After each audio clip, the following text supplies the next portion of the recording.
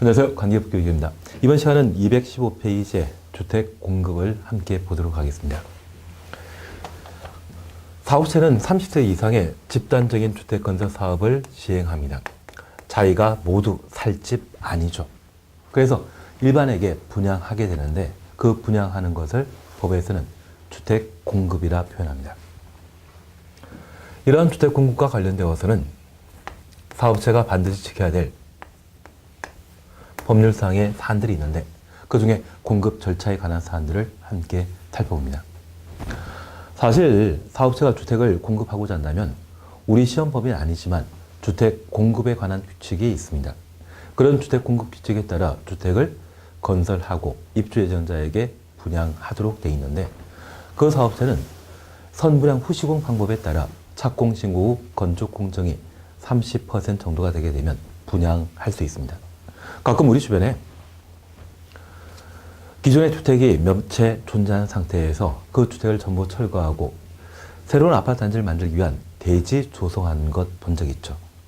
그런 건물 전부 철거하고 대지 평탄화 작업이 완료되게 되면 그때 건축 공정이 30% 정도에 도달한 것으로 파악하게 됩니다. 그때 분양하게 되는데 그 분양하기 전에 반드시 사업체가 거쳐야 될 절차로서 입주자 모집에 관한 절차가 있습니다.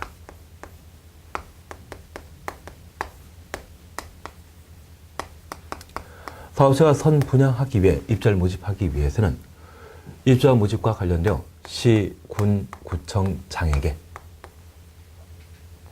입주자 모집에 대한 승인 그리고 신고에 관한 절차를 거치도록 되어 있습니다.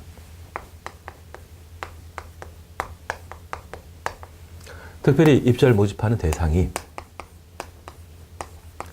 주택에 입주자를 모집하는 경우라면 시, 군, 구청장에게 승인 받아야 하고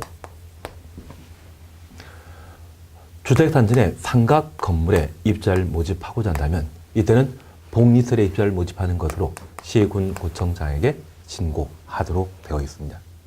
그래서 우리 교재 215페이지에는 1. 사업체에 대한 적용 기준으로서 박스 속에 1번이 있습니다.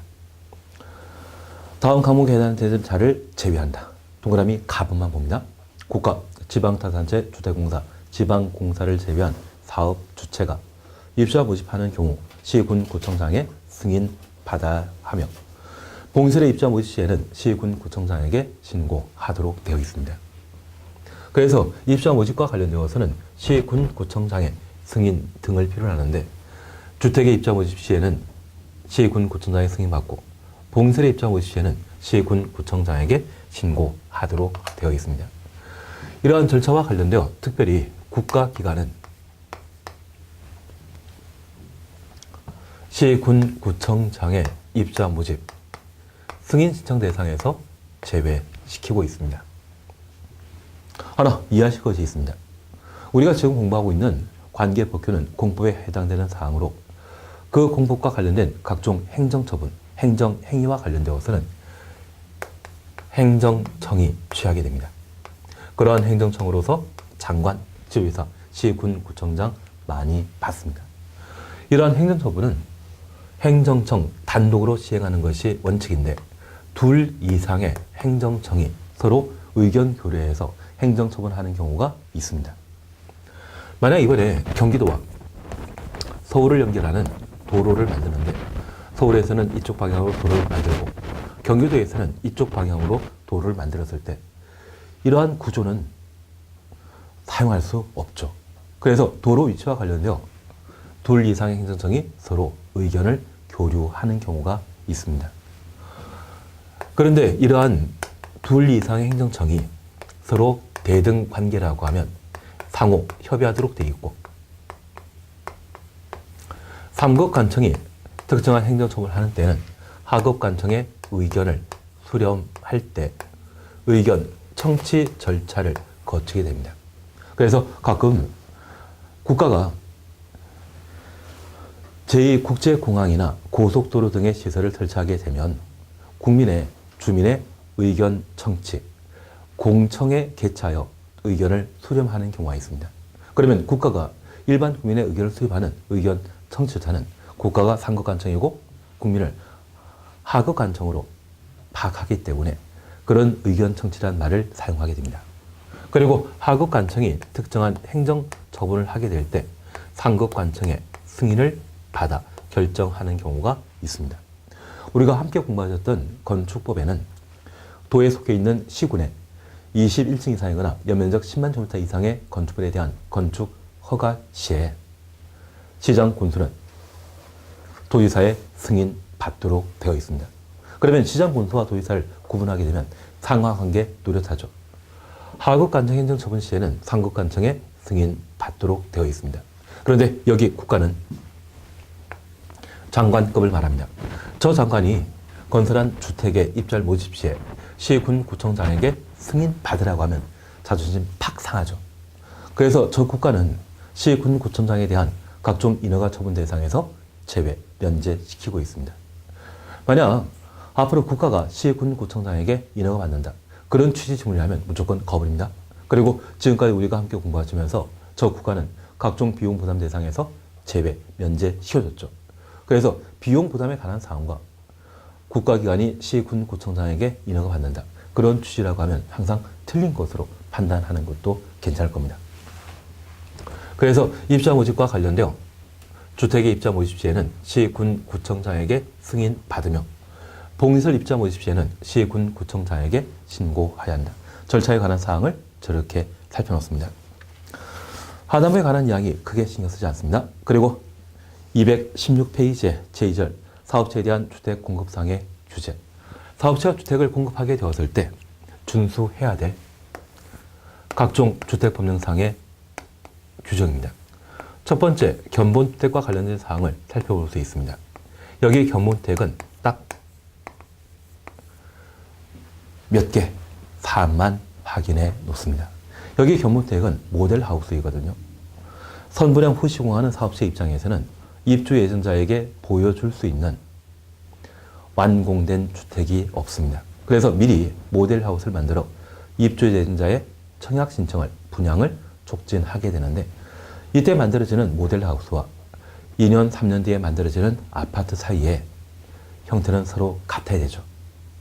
그래서 이 모델하우스를 만들게 된다면 사업계획 승인마다 일반에게 분양하는 주택의 내부와 동일한 마감 자재, 가구 등으로 모델하우스를 만들어야 됩니다. 그래서 동일성에 관한 사항이 하나 있고요. 그리고 두 번째, 실제 모델하우스를 만들게 된다고 하면 그 모델하우스와 관련된 동일성 여부를 확인하는 방법, 절차에 관한 사항들을 우리가 한번 봐야 됩니다. 사실 사업체가 2016년도에 모델하우스를 만들고 입주 예정자의 분양 계약 체결하고 실제 분양하게 되면 2018년 또는 2019년 정도에 입주를 하게 됩니다. 분양받은 아파트와 과거에 봤던 모델하우스가 서로 다른 마감 자재로 구성되었다면 이것 사기이죠. 그런 사기를 방지할 목적으로 견본주택과 관련된 사항을 우리 주택법에 마련하게 됩니다. 그래서 동그라미 1번 마감 자재 등의 시공 설치와 관련되어 기업, 사업체가 주택의 판매 촉진을 위하여 견본주택 건설하는 경우 견본주택 내부에 사용하는 마감 자재 및 가구는 사업계획 승인 내용과 같은 것으로 시공 설치해야 한다. 사업계획 승인받아 분양하는 주택의 마감 자재 등과 동일한 마감 자재 설치하라는 이야기입니다. 동일성 보장하는 차원에서 이것 분양 사기를 방지하기 위한 조치라는 것을 기억해 놓습니다. 그리고 이러한 동일성 확보할 목적으로 마감 자재 목록표를 사업체가 작성하여 시군 구청장에 제출하고 입주 예정자에게 제공하게 되는데 이번 효과에 관한 사항만 확인하십니다. 시군 구청장은 추천습니다. 동그라미 2번 효과와 관련되어 기억 줄만 쳐놓습니다. 시군 구청장은 마감 자재 목록표 등을 사용 금사 이튿날부터 2년 이상 보관하여야 한다. 그리고 입주 예정자가 열람 요구하는 경우는 언제든지 이를 공개하도록 되어 있습니다. 그러면 우리가 잠깐 이해하실 것은 이 마감 자재 목록표의 보관 시점은 사용 금사일입니다. 저 사용 금사일부터 2년 이상 보관하도록 되어 있습니다. 그리고 리어문입니다. 사업체가 마감자재 생산업체의 부도 등으로 인하여 사업계획 승인 또는 마감자재 목록표의 마감자재와 다르게 마감자재를 시공 설치하는 경우에는 당초 마감자재와 같은 질 이상으로 설치해야 한다. 같은 질 이상 동그라미 넣습니다. 그러면 잠깐 우리가 이해하실 것이 있습니다. 사실 사업체와 입주 예정자 사이에는 주택 공급 계약을 체결했고 이러한 계약 내용들을 일반 당사자가 제대로 준수하지 않는다면 채무 불이행에 따른 손해배상 책임을 묻도록 되어 있습니다. 그런데 직접 상대방이 채무 불이행한 게 아니라 제3자가 원인이 되어 채무 불이행 사태가 발생했다고 하면 이러한 사안들을 소송 절차로 해결하게 되었을 때 많은 시간과 많은 비용 부담이 발생하게 됩니다.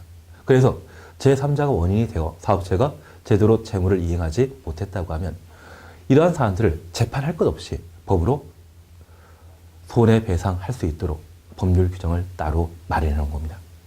그래서 만약 사업체가 직접 잘못한 것이 아니라 마감자재 생산업자가 납품하는 자가 잘못으로 제대로 된 마감자재를 설치하지 못한다고 하면 같은 질 이상, 동질 이상의 마감자재를 설치함으로써 적절한 손해배상을 하도록 정해놓고 있습니다. 이러한 규정들을 두게 된다고 하면 실제 재판하는 것 없어질 수 있겠죠. 그래서 견본택과 관련되어서는 우리가 딱 2개 질문만 적어놨습니다. 시군구청장은 마감자재 목록 등을 사용무살부터 2년 이상 보관해야 한다. 그리고 사업자가 잘못한 것이 아니라 마감자재 생산업자의 부도 파산 등으로 같은 마감자재를 더 이상 설치할 수 없는 경우라면 같은 질 이상, 동질 이상의 마감자재 설치하여야 한다. 이 정도만 봐놓습니다. 그리고 이 분양가 상한제입니다. 얘를 별표해 놓습니다. 여기 분양가 상한제 준택과 관련되어서는 2015년도에 개정되었는데 작년에 시험에 안 나오더라고요. 사실 최근 개정 사항이 시험에 반영되고 있지만 전체가 반영되는 건 아닙니다. 그래서 작년에 개정되었지만 아직 시험에 못 나왔던 저 분양가 상한제, 이것은 올해는 중요 시험거리가 될 겁니다.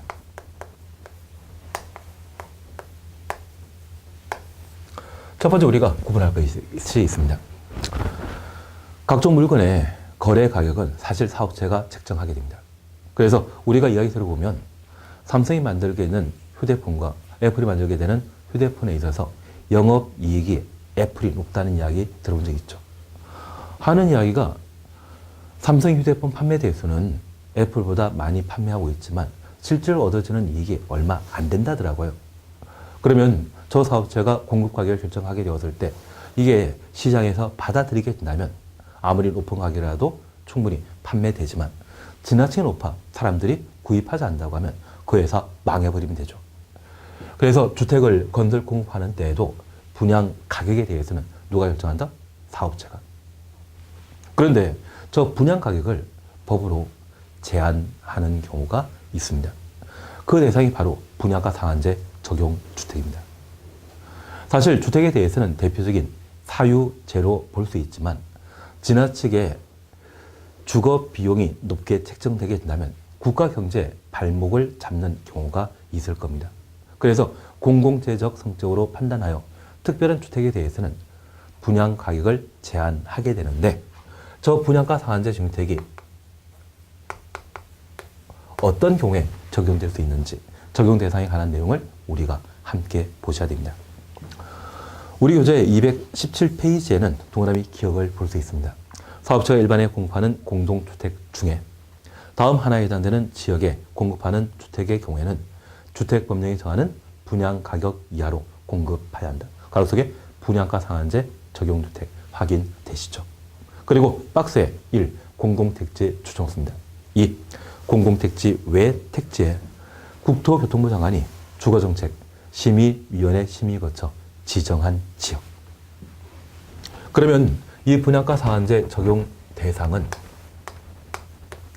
특정한 장소에 건설 공급하는 일반인에게 공급하는 공동주택인 때 분양가 상한제를 적용하고 있습니다. 그러면 여기 일반인이라는 것은 불특정 다수를 말합니다. 그래서 새로 아파트 만들게 되면 많은 사람들이 청약 신청하죠. 그 청약 신청하는 사람이 바로 일반인, 불특정 다수를 의미합니다. 반면에 우리가 공부하시면서 지역 직장주택조합을 들어본 적이 있습니다. 지역 직장주택조합은 조합원에게만 주택을 공급하죠.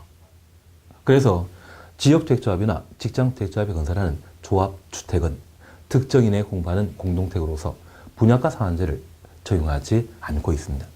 사실 2014년 이전, 2014년 이전에 분양가 상한제는 엄격하게 적용하다 보니 사업체가 택지를 확보하고 주택을 공급하게 되었을 때 얻어지는 이익이 얼마 없었습니다.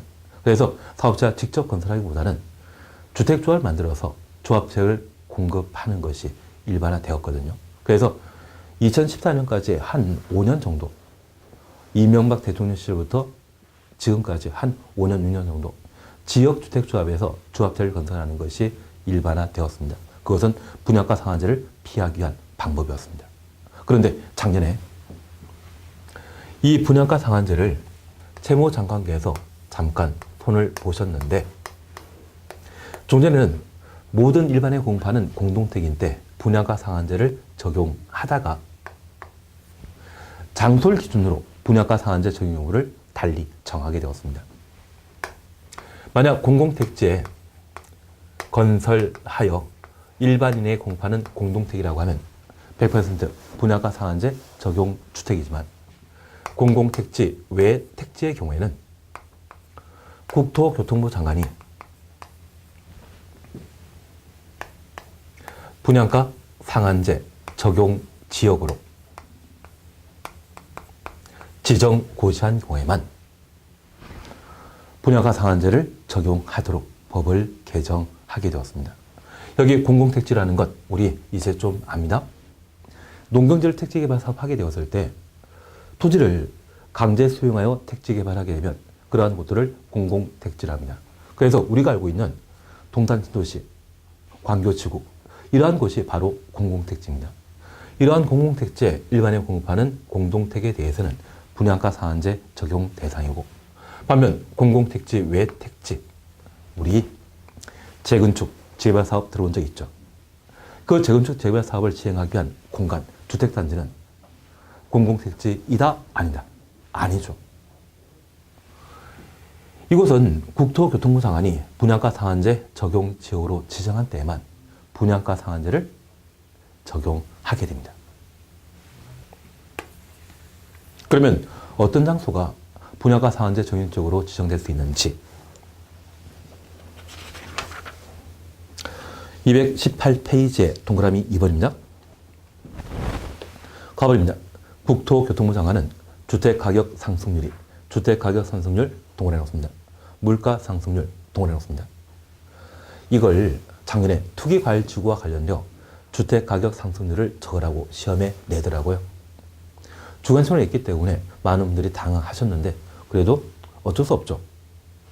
그러면 주택가격 상승률이 물가 상승률보다 현저히 높은 지역으로서 일정한 요건을 갖춘 곳에서는 주거정책심의위원회 심의 거쳐 분양가 상한제 적용 지역으로 지정할 수 있습니다. 1번, 지정한 날이 속하는 달의 직전 월부터 소급하여 3개월 사이에 매매 가격 상승률이 10% 이상인 지역, 직전월부터 소급하여 3개월간의 월 평균 아파트 거래량 증가율이 200% 이상인 지역.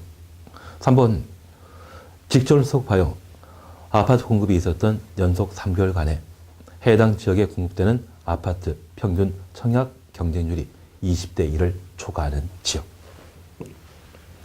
그러면 국토교통장관이 분양가 상한제 적용 지역으로 지정할 수 있는 요건은 가격 상승률이 최근 3개월 사이에 10% 이상인 지역. 그러면 잠깐 이해해 줄 게 있습니다. 만약 2010년 1월 달에 특정 아파트 단지의 아파트 거래 가격이 2억이었는데 2월 달에 다른 아파트가 거래되었습니다. 그 가격이 4억이 되었다고 하면 가격 상승률은 100%이다? 아닙니다. 만약 그 주택단지가 특정 시, 군, 구의 아파트 거래 가격을 파악하게 되는 대표적인 주택단지라고 하면 그 단지 세대가 500세대, 1000세대일 수 있죠. 그러면 이 가격 상승한 금액을 세대수로 나눠버립니다. 그래서 실제 이렇게 2억씩의 가격 차이가 발생한다 할지라도 실질적인 가격 상승률은 채 1%가 안 나옵니다. 그런데 우리 2006년도에 부동산 가격이 급등했던 것 기억납니다. 사실 2006년도에 반포에 주공 아파트를 지금 재건축해서 지혜 차이가 들었었는데요.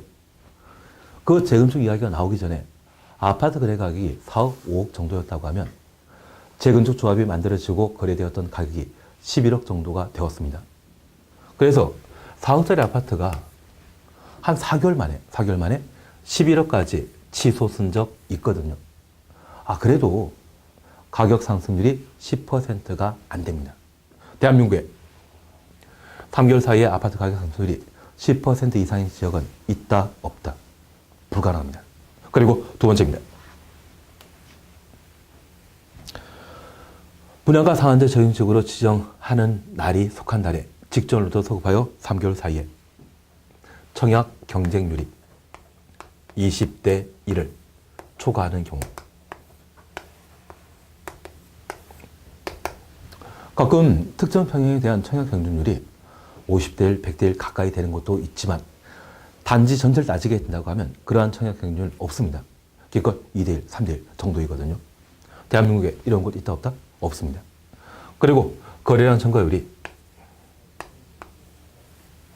200% 이상인 지역. 그러면 1월 달에는 10건 있었는데 2월 달에 20건.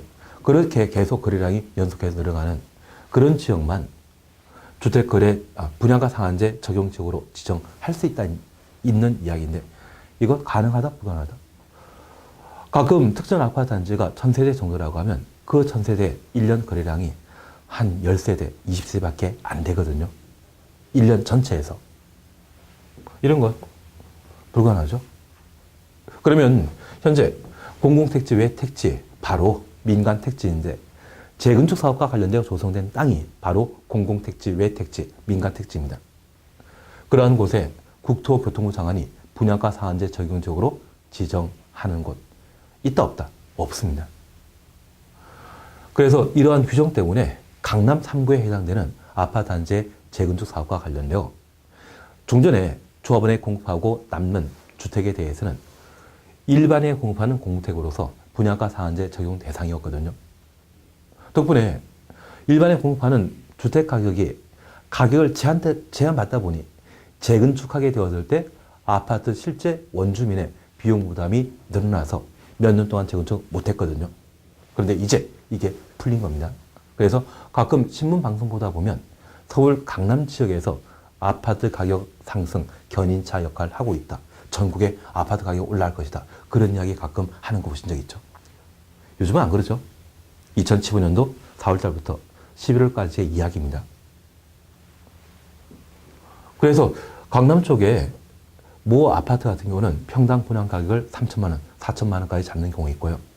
그리고 가락 시형 아파트를 재건축하게 되었는데 헬리오파크 비슷한 명칭으로 아파트 재건축한다더라고요.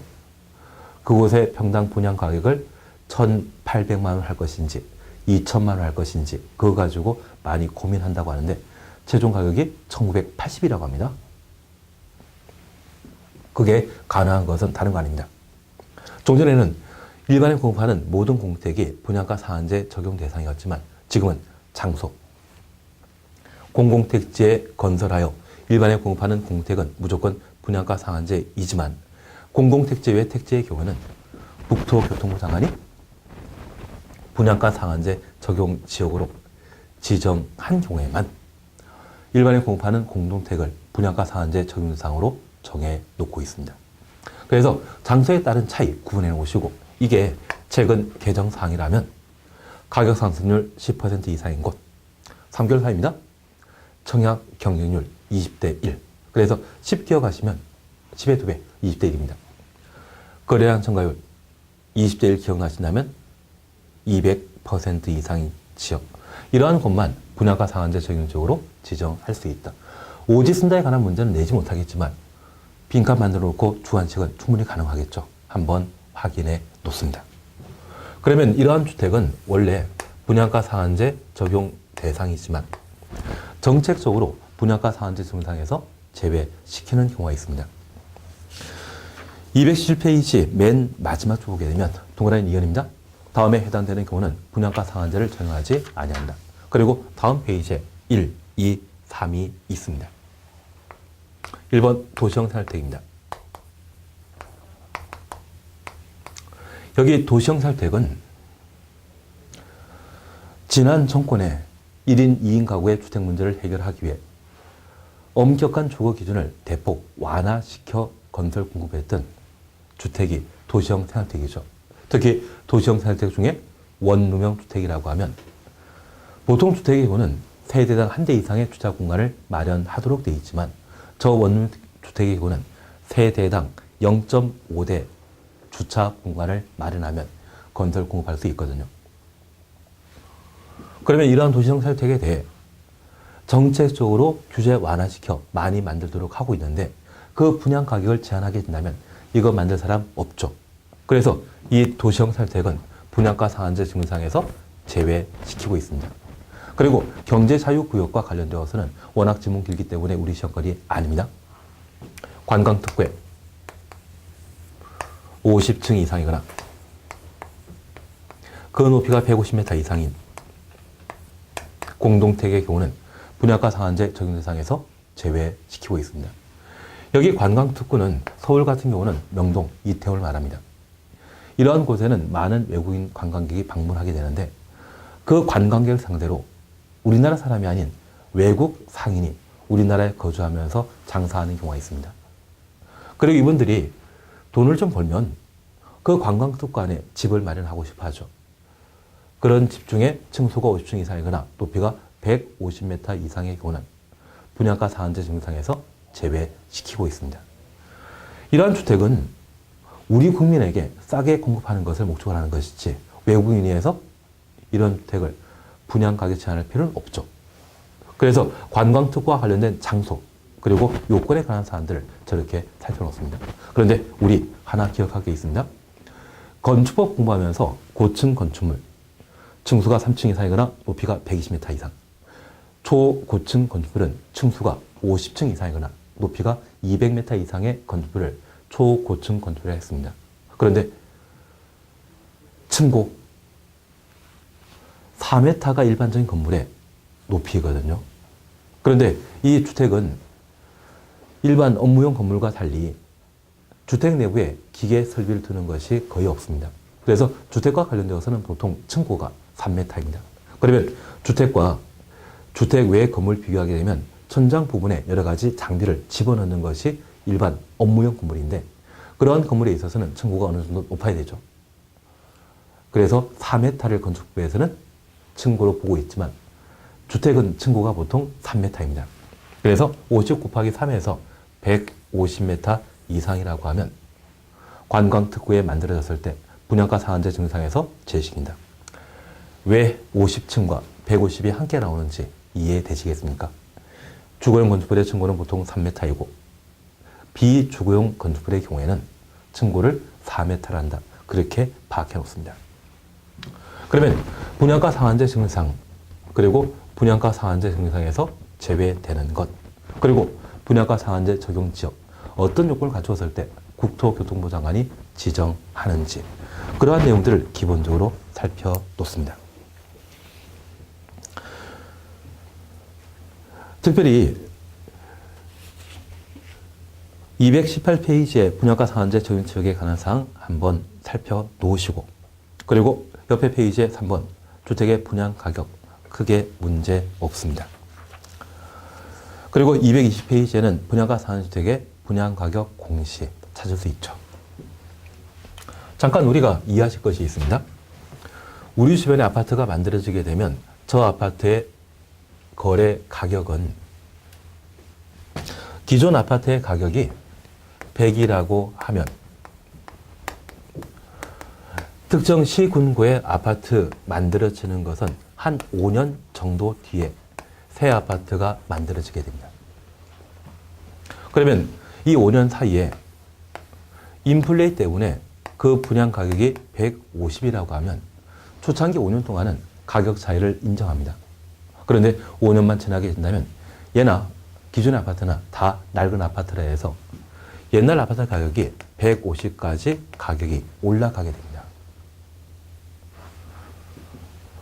이러한 그들이 가격 형성의 기본적인 상황이라는 것을 알고 저 분양가 상한제를 도입하게 되었을 때 기존 주택 가격이 100이라고 하면 새로 만들어지는 아파트 가격을 70, 80으로 공급하게 되면 기존 주택 가격을 안정시킬 수 있지 않나. 그렇게 해서 도입한 것이 분양가 상한제 적용 주택입니다. 사실 어떤 분은 그 말씀 하시더라고요. 이명박 대통령 때 노무현 대통령 시절에 가격이 치솟던 아파트 가격을 보금자 주택을 건설 공급함으로써 주택 가격을 안정시켰다고 하는 분도 계십니다. 그것은 그 당시 경기 탓이지 누가 뭐 잘해서 그런 건 아닌 것 같더라고요. 사실 이명박 대통령이 세곡동이나 내곡동에 개발 제한구역을 해제하여 보금자 주택을 건설 공급했는데 그때 32평의 공급 가격이 4억 정도였거든요. 그런데 올해 전매 제한과 관련되어 5년 그리고 내년이면 해당 주택의 전매 제한이 완전 풀려버립니다. 그래서 전매 제한 완전 풀리기 전에 저 4억짜리 아파트가 지금 8억 넘게 거래된다더라고요. 그리고 실제 소유권 이전 등기는 1년 뒤에 하는 것을 조건으로 매매 계약이 이루어진다고 이야기합니다.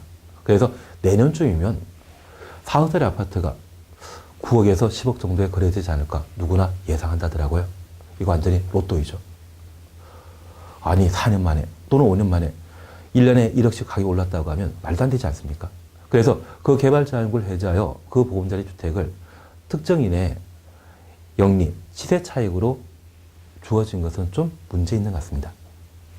그러면 우리가 잠깐 이해하실 것은 이 가격 공시에 관한 기본적인 개념 잠깐 살펴놓습니다. 현재 분양가 상한주택은 공공택지에 건설 공급하는 것과 공공택지 외 택지에 건설 공급하는 경우가 있습니다. 여기 공공택지 220페이지입니다. 동그라미 1번 공공택지 찾았습니다. 사업체는 사업체 동그라미 놓습니다.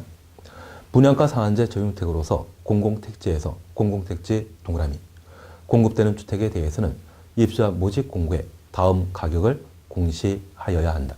박스에 1번부터 4번까지 있습니다. 그리고 2번 공공택지 외 택지입니다. 의자를 빼버리면 공공택지 외 택지 7글자이죠.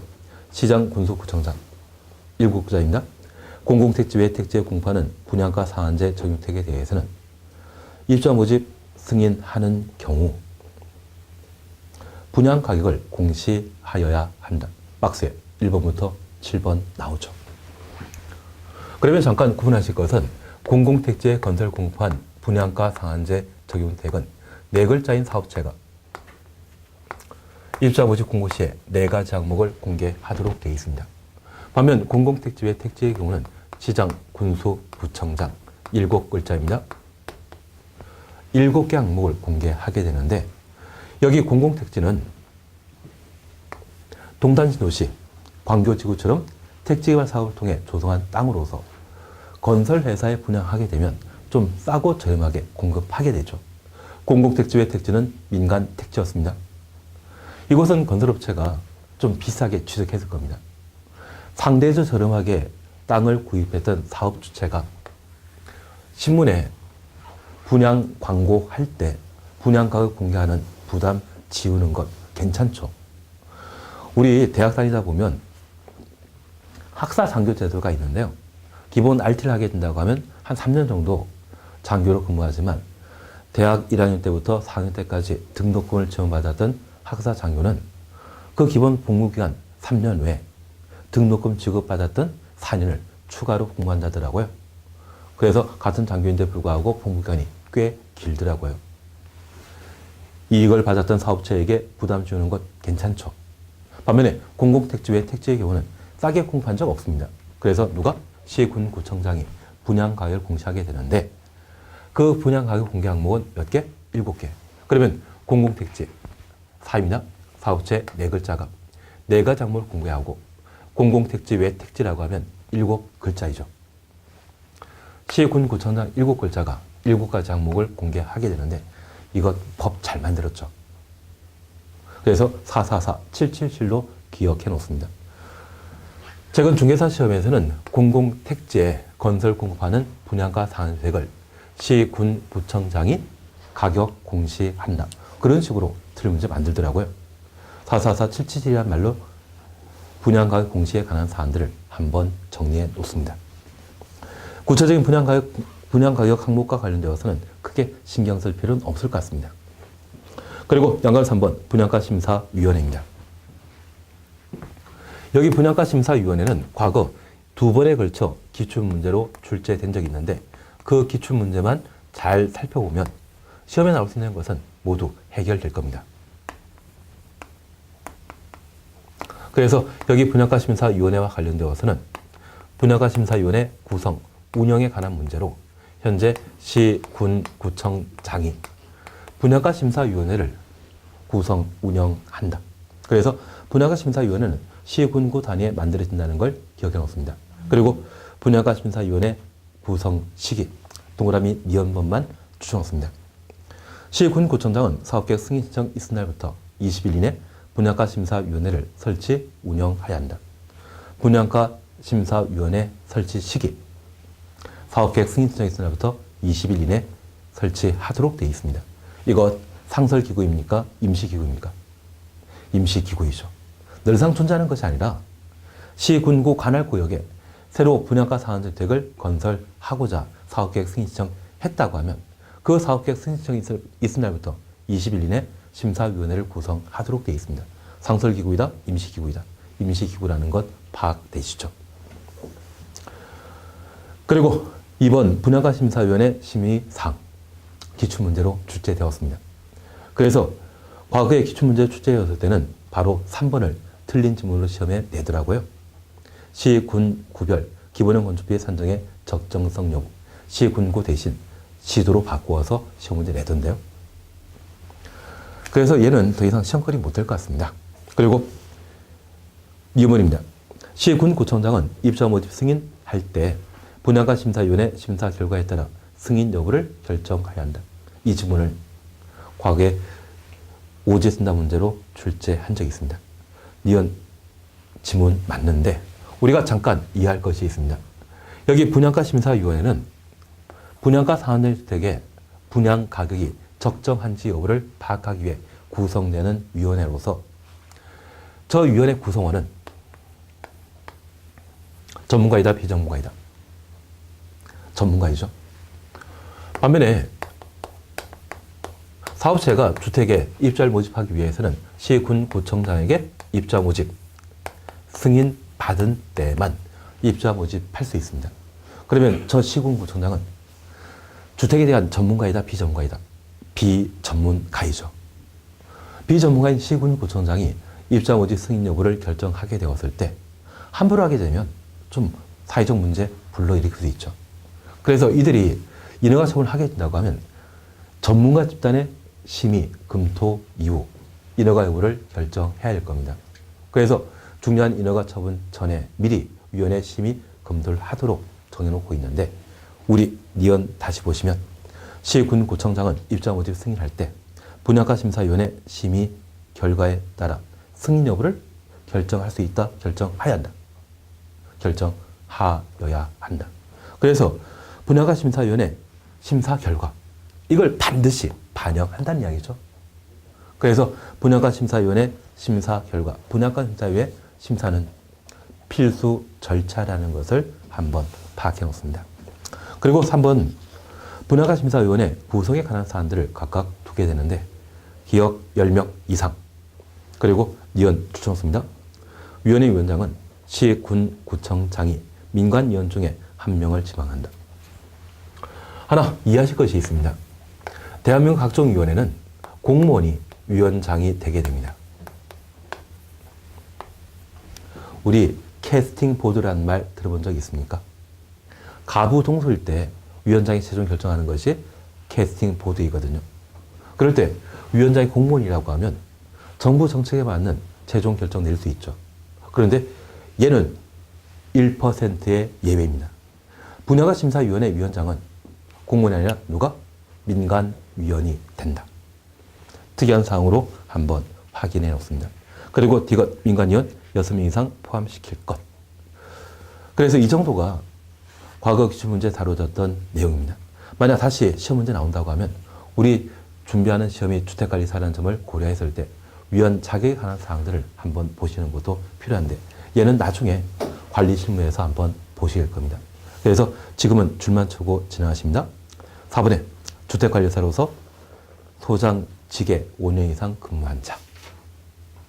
줄만 쳐놓고 진행하십니다. 다만 얘는 관리실무에서 열심히 해주실 겁니다. 분양가 상한제 정유택과 관련되어서는 우리 이 정도로 마무리 짓습니다. 분양가 상한제 정유상 무엇인지.